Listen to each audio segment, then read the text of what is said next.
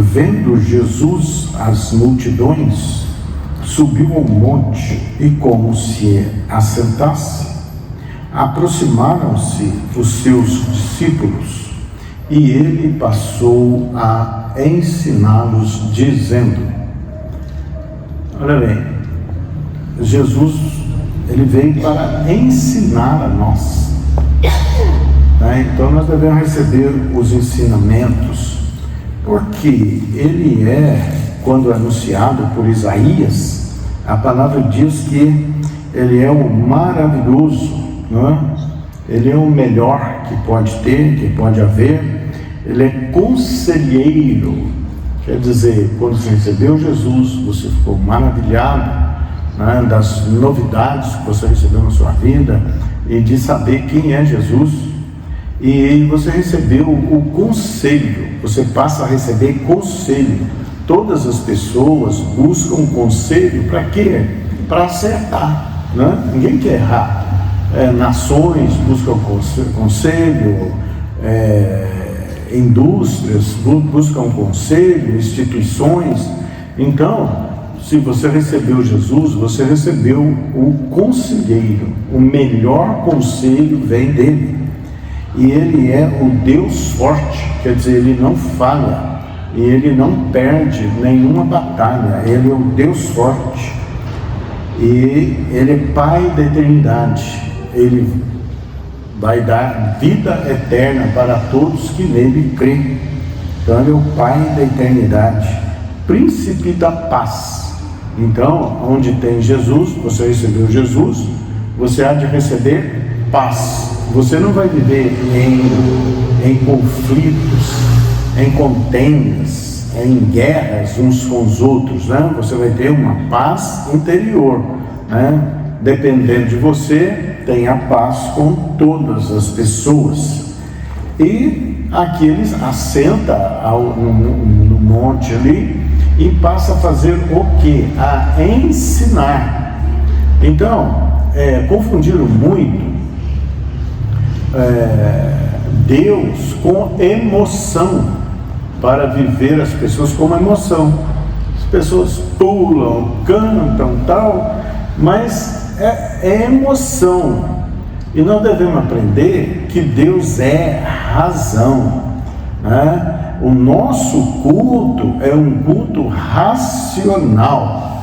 Ele não ele pode até surgir emoção, mas a emoção vem no entendimento. Então ele quer que a gente entenda, né? Nós temos visto muitas pessoas só ficam nas emoções, né? Mas sem entendimento. E ele veio para dar a nós entendimento. Por isso que ele é comparado à águia, né? A águia é um animal que vê longe, né? De inteligência. Então Jesus quer nos ensinar. Ensinar o quê? Para viver bem. Ele nos ensina o relacionamento entre nós e ele, entre nós, né? Nós vamos nos relacionar com os nossos amigos, com os nossos inimigos, com os nossos opositores, com aqueles que andam conosco. Então ele é um Deus de relacionamento. Ele vai nos ensinar como nós devemos nos relacionar e como viver, como pensar. Até como pensar ele nos ensina. Está em Filipenses capítulo 4, né? A partir do verso 8. Tudo que é bom, tudo que é justo, tudo que é verdadeiro, tudo que é responsável, tudo que é de boa fama, se algum louvor existe, se alguma virtude há, seja isso que ocupe o vosso pensamento. Porque as nossas atitudes, as nossas decisões, qual a origem delas? Elas começam aonde? Nos nossos pensamentos. Até as palavras que nós falamos, elas começam no nosso pensamento. E do pensamento vem para a boca, né? Então, a boca fala do que o coração está cheio. Esse coração é justamente a nossa mente, o nosso pensamento. Aquilo que você fala ele tem origem no pensamento. Então, né, quando a Bíblia fala de coração, por isso que as pessoas, elas interpretam mal para viver uma religiosidade de emoção. Porque a palavra de Deus fala de coração. Coração é o quê? Né? Quando ele fala de coração, não é um órgão que pulsa, não é um órgão, porque nós somos ligados muito, que o coração é o órgão da emoção, porque quando temos emoção, o coração ele bate mais rápido, não é? Mas ele não é emoção, e nem vem trazer para nós a emoção, ele vem trazer para nós razão. É tão forte isso, fala, se a sua mão, né, o seu olho, né, levar você a pecar, arranca esse olho, corta a mão. Então, aonde tem emoção nisso? Nenhuma, né? Ele foi para a cruz, né?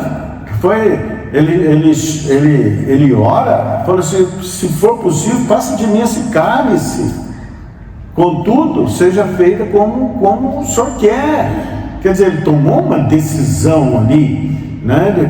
É uma decisão, porque ele sabia que haveria de ser assim. Ele não foi chorando, lamentando, descabelando, ele não foi fazer isso, né? Ele foi como cordeiro, né, para o matadouro. Quer dizer, é uma decisão, isso tem que ser feito, né?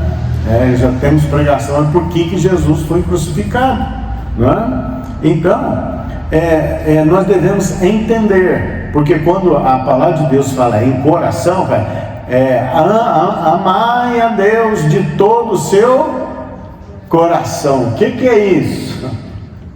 A emoção, vou me alegrar, tudo bem, você pode se alegrar, a palavra de Deus nos leva à alegria, né? O relacionamento com Deus nos leva à alegria, mas nós não vamos viver por emoção, tá? Nós vamos viver por razão, um culto racional. Vai passar por decisão, vai passar por meditação e tomada de atitude e de decisão. É isso. Não adianta nada. Você vai ficar alegrando, vai ficar dançando, tal, mas está no erro.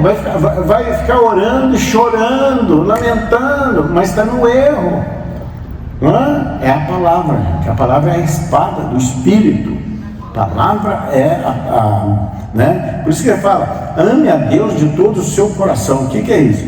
Se você amar a Deus de todo o coração, o que você vai fazer? Você vai meditar na palavra de dia e de noite. Antes o seu prazer está na lei do Senhor, nela medita de dia e de noite. Isso é amar a Deus de todo o seu coração. Você ama a Deus, você ama a sua palavra. Aqueles que me amam guardam as minhas palavras. Olha bem, então Deus nos chama para viver com inteligência, para cuidar da nossa mente e saber como decidir, como pensar.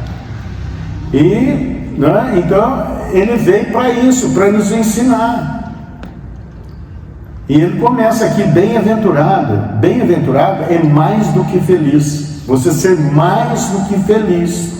Se está faltando algo na vida, não tem alegria, não tem felicidade, não tem paz, busca na palavra. Busca na palavra. Busca no relacionamento com Deus. É relacionamento. Deus é um Deus de relacionamento. Não pode ficar virar as costas para Ele, desprezar. Não. Aqueles que me buscam me acham. Eu me deixarei achar por aqueles que me buscam, né? Aqueles que me buscam pela madrugada me acharão. Então ele quer nos relacionar conosco e nós com Ele. E nesse relacionamento nós vamos aprendendo, tendo ensinamento dele. E ele elevou o seu nome e a sua palavra acima de tudo. Está lá no Salmo 138. Então, a pessoa, como que eu vou conhecer a Deus? Né? As pessoas falam de Deus, o mundo inteiro fala de Deus, mas não conhece a Deus. Mas como que eu vou conhecer a Deus? Meditando na palavra. Ele se revela nas Escrituras. Quer conhecer a Deus? Quer ver o caráter de Deus, a vontade de Deus? Está exposto na palavra. Ele fala assim, examinai, Jesus falando, examinai as Escrituras, porque são elas que testificam de mim. Olha bem, as pessoas até falam de Jesus, mas tem muitos Jesus por aí, tem Jesuses, né? Mas o Jesus que a pessoa fala, que boa parte das pessoas falam de Jesus, não é o Jesus da Bíblia, não é o Jesus das Escrituras, porque o Jesus das Escrituras, ele se identifica nas Escrituras, ele se apresenta nas Escrituras. As pessoas às vezes fazem oração e acham, porque falou no nome de Jesus, aquilo vai acontecer, ou vem a resposta. Às vezes a pessoa está orando fora dos padrões que devem orar, fora da direção do Espírito, que é a palavra de Deus, porque a palavra de Deus, ela é a linguagem espiritual. Então a nossa oração tem que coincidir com a palavra, tem que ser através da palavra de Deus. E o nosso pensamento deve vir cativo à obediência de Deus, anulando o sofisma, tudo aquilo que não é verdade, não coincide com a palavra. Pode até convencer a lógica humana, mas não é. Então, você ama a Deus, então você há de amar a palavra de Deus. Vai examinar as Escrituras, você vai conhecer Jesus. Então, ele fala aqui, bem-aventurado. O que ele quer de nós? Que você seja mais do que feliz. E as pessoas ficam procurando felicidade. A felicidade está quando nós passamos a conhecer a Deus e conhecer a sua vontade e disciplinar o nosso corpo, o nosso pensamento, a nossa fala, as nossas atitudes conforme a palavra de Deus. É isso. Isso é vir cativo a Deus, pensamentos cativos ao Senhor. Não devemos ficar aí com conclusões pela lógica humana. O salmista diz: ai daquele que estriba no seu próprio entendimento. A pessoa tira conclusões, começa a falar coisas, fazer coisas que estão fora da palavra de Deus, e depois ora, e só porque falou no fim da oração em nome de Jesus, mas a proposição toda está fora, não é Jesus. Então ele quer que você seja feliz, ele quer que nós sejamos não somente feliz, mais do que feliz, bem-aventurado, seja mais do que feliz, os humildes de espírito, porque deles é o reino dos céus. O que é ser humilde, não é? As pessoas confundem muito o negócio de humildade. Ele é um coitadinho, ele anda aí de vestes rotas, de chinelinho de dedo, né? Ele é anda debaixo de carga dos outros, faz a vontade de todo mundo. Isso não é humildade para Deus. A humildade para Deus é você receber a palavra de Deus. Aí você é humilde, porque você deixou os seus próprios pensamentos para passar a pensar conforme a palavra de Deus, trazendo cativo o seu pensamento à obediência de Deus. Quer dizer, tem o que você acha, né? Esse é o achismo, né? tem o que você achar, eu acho que é assim, né? E pessoas teimam até, né? Eu estou certo. Já vi as pessoas falar, eu estou certo, mas joga na palavra para ver, está errado, está errado. Então, por isso que nós devemos ter uma atitude: Senhor, me ensina, Senhor, sonda, né? Eu não canso de falar isso, porque é muito bonito. Sonda o meu coração. O que ele está falando? Sonda a minha mente, o meu pensamento, esquadrinha. A outra palavra fala: esquadrinha os meus pensamentos, né? Sonda o meu coração, vê se há em mim algum caminho mau, e guia-me pela vereda reta e plana, por amor do seu nome. Olha que oração poderosa, né? Se o Senhor ama o Senhor mesmo, né? Olha bem, se o Senhor ama o Senhor mesmo, né? Me guia na vereda reta e plana, no caminho certo, no entendimento, na sabedoria que vem do alto. Por isso, este é o trabalho do Espírito Santo. Deixe ele trabalhar, não resista ao Espírito Santo, não entristeça o Espírito Santo. Então, bem-aventurados os humildes, quer dizer, aqueles que recebem a palavra de Deus, que cultivam a palavra de Deus, que medita nela de dia e de noite, que ama a palavra de Deus e passa a direcionar a sua vida pela palavra de Deus. Porque deles é o reino de Deus. O reino de Deus está onde? Perguntaram para Jesus: onde está o reino de Deus? Ele falou: não está longe, ele está dentro de vocês. Olha bem, então nós temos que cuidar de nós. Você tem que cuidar dos seus pensamentos, das suas decisões, das suas inclinações. Ah, mas e o outro, a outra? Não interessa, não interessa. O que interessa é se eu cultivo o reino de Deus. É isso, e o reino de Deus está dentro de mim. Eu vou tomar a decisão que eu quero tomar decisão, né? Segundo a palavra, eu não vou fora da palavra. Então eu sou direcionado pelo Espírito Santo. Bem-aventurados os que choram, porque serão consolados. Quer dizer, né? Ninguém quer chorar, né? Às vezes você chorando é porque ali vem a direção de Deus. Você vai receber consolo. Deus tem planos de consolo. A pessoa está aflita, né? Vai receber consolo. O choro pode durar uma noite, mas a alegria vem pela manhã. Você não vai ficar na tristeza, na rua da amargura, na angústia. Não vai ficar. É isso. Bem-aventurados os mansos, porque herdarão a terra. Olha, tem sido manso. A mansidão, ela nos leva a não reagir contra os ataques exteriores, né? As palavras tortas das pessoas direcionadas a você. Isso é ser manso. Você absorve os impactos dos outros ao teu redor. Aí é ser manso. E outra coisa, não se exaspera, né?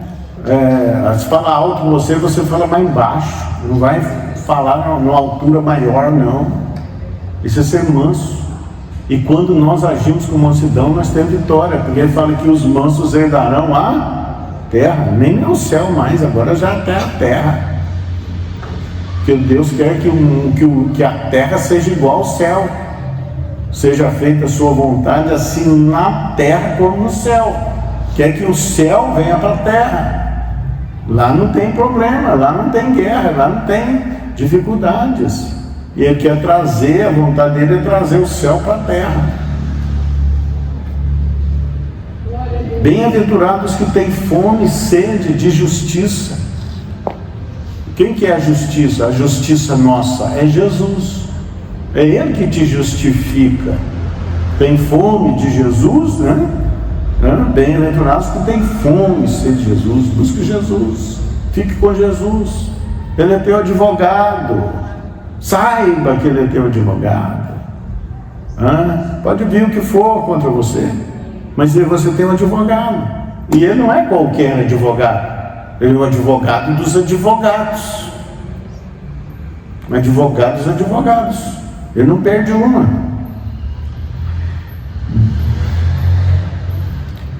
Porque serão fartos, olha bem, bem-aventurados os que têm fome e sede de justiça, porque serão fartos. Ele é a tua justiça, ele fará justiça. Glória a Deus. Bem-aventurados os misericordiosos, porque alcançarão misericórdia.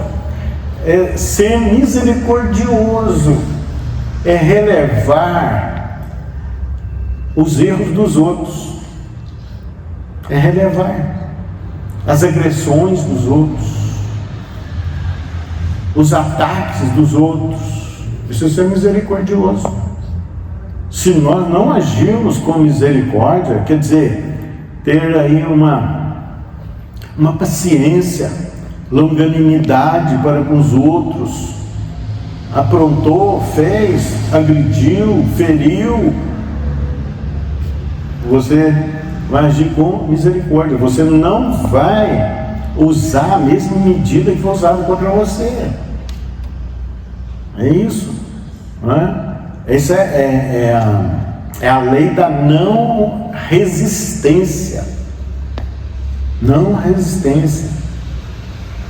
Veio o ataque, você não vai contra-atacar, você vai calar, você vai falar mais baixo, né? E vai agir com o que? Misericórdia é um misto de amor com compaixão. Nós precisamos ter compaixão uns para os outros, porque ninguém, nós somos perfeitos, e nenhum de nós acerta a todo tempo. Está acertando, tem erros, tem enganos, tem pisar na bola, né? Como diz na gíria.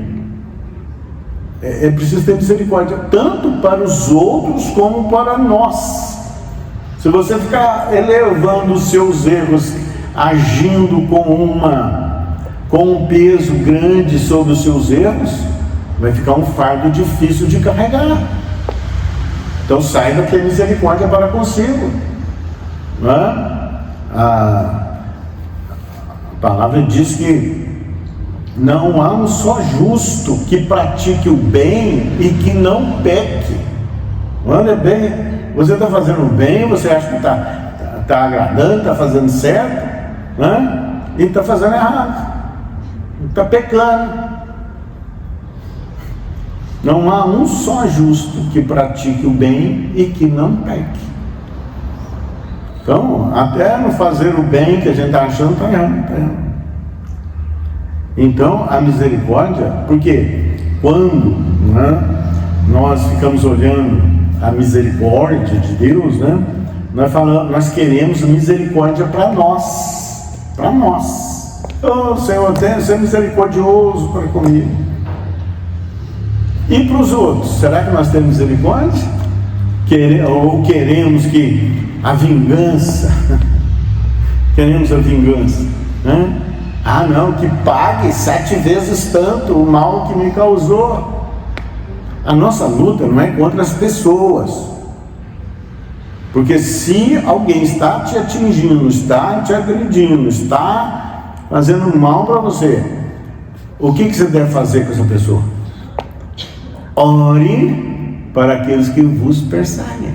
Não é para você agir com ataques, retrucar, com vingança. É preciso de misericórdia, porque a pessoa precisa mais de Deus do que você.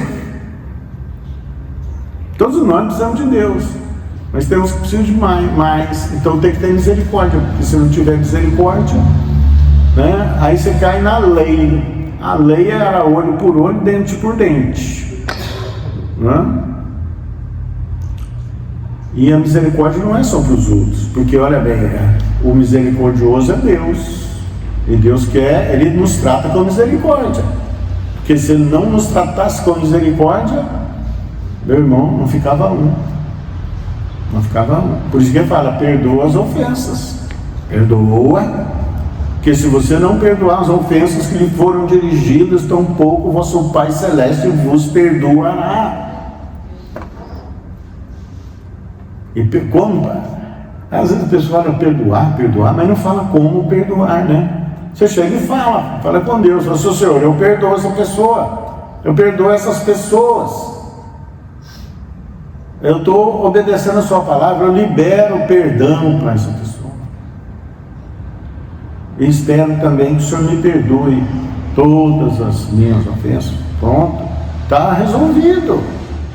Está resolvido. Falou com Deus, Deus já ouviu, Deus já atendeu. Mas me vem sentimentos ruins, né? Eu quero uma vingança. Não, meu irmão, se você perdoou, aquele sentimento pode até perdurar algum tempinho, mas ele vai desaparecer totalmente, completamente. Porque não é por sentimento, é por decisão. Decidiu. Antes de você falar em perdoar uma pessoa, vem aquele tanto de coisa ruim, de sentimento ruim. Mas se você perdoar, aqueles sentimentos vão desaparecer. Porque o que a palavra fala? Que a vingança pertence a Deus. Não vingueis vós mesmos. Não vingue você mesmo. Tudo você coloca diante do altar de Deus. E não queira vingança. Ore para os que vos perseguem. Perdoa os que ofendem vocês. Seja misericordioso. A pessoa muitas vezes não sabe o que você sabe, ou não tem o domínio próprio que você tem. Então trata com misericórdia, esperando que a pessoa venha alcançar entendimento, compreensão, que a pessoa venha receber domínio próprio, que a pessoa também venha tratar você com misericórdia.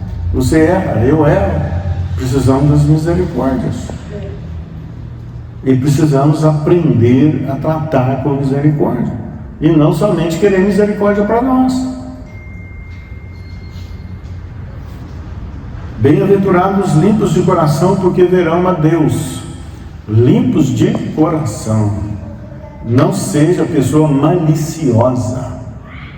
Faz uma coisa olhando outra. A maldade, querer pegar os outros na armadilha, nas injustiças, nos prejuízos, por isso que fala limpo, bem-aventurados os limpos de coração. Então limpe o seu coração, olhe o lado justo das coisas, e não, porque pessoas podem agir parecendo que o coração está limpo, mas não está. Porque verão a Deus, quer dizer, haja com confiança, com serenidade diante de Deus, e seja limpo de coração, não haja maldade, não haja desconfianças, no coração, não queira falar uma coisa, mas por dentro, no coração, está planejando outras coisas. Não faça isso, porque verão a Deus. Quer ver Deus? Limpe o seu coração. O Senhor limpa o meu coração. E limpar o coração é tirar toda a má consciência. Você não age com má consciência, você não age com malícia, nem com segundas intenções, porque Deus vê o coração, não vê o exterior, né? Quer dizer, Ele vê tudo, mas sobretudo o que nós pensamos, as nossas intenções. Isso acontece muito, pessoas aí querendo fazer obras de Deus, mas querendo o lucro delas. Sério isso, né? Porque tem uma segunda intenção, terceira intenção. Bem-aventurados os pacificadores, porque serão chamados filhos de Deus. Quer ser filho de Deus? Busque pacificação, busque a paz com todos. Não seja aquele que semeia contendas, não seja aquele que separa irmãos, coisa que Deus abomina, aquele que separa irmãos, semeia contendas, semeia divisões, joga um contra o outro. Nós vemos muito isso no meio do corpo de Deus, A pessoa chega, está no ministério e começa a jogar um contra o outro, ou joga um ministério contra o outro. Está sendo filho de Deus? Não. Sendo filho do diabo. Está fazendo a vontade do diabo. Bem-aventurados os perseguidos por causa da justiça. Olha bem, Deus, ele age na contramão. Olha, se você for perseguido, o que você quer fazer? Você quer dar o troco, você quer dar um jeito, uma saída, Ele diz, bem-aventurado, você é feliz se estiver perseguindo você por causa de Jesus, do que você fala, que você prega, que você ensina, conforme a palavra de Deus. Você vai ser bem-aventurado, bem-aventurado. Os perseguidos por causa da justiça, porque deles é o reino de Deus. Então fale de Jesus, ainda que vão te perseguir, ainda que vão falar mal de você, fale de Jesus, fala das coisas de Deus. Bem-aventurados sois quando por minha causa, por causa de Jesus, vos injuriarem e vos perseguirem e mentindo disserem todo mal contra vós. Olha bem, pessoas às vezes ficam com vergonha de falar de Jesus. Mas o que está falando? Fale. Vão perseguir você? Se isso acontecer, qual que é o resultado? Mentir sobre você, falar mal de você, inventando mentiras contra você. Aí o que você vai fazer? Regozijai-vos. Olha bem, é para você alegrar, porque grande é o vosso galardão. Grande é o vosso galardão nos céus.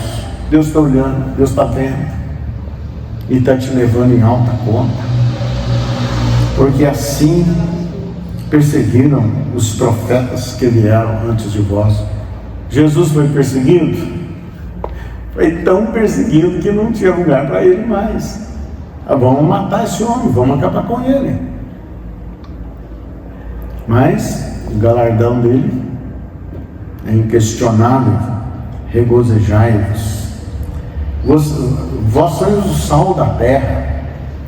Nós viemos nessa terra para conferir sabor à terra. Comida sem sal, já viu tanto que é ruim, Nós somos o sal, nós damos tempero, sabor nessa terra,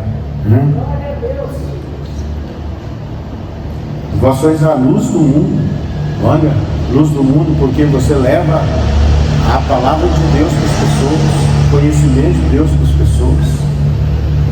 E ninguém acende uma candeia para colocá-la debaixo do alqueire. Isso não pode ser escondido, E ninguém esconde, oculta uma cidade edificada sobre o monte. A luz de Deus vai brilhar em você, Você é servo de Deus.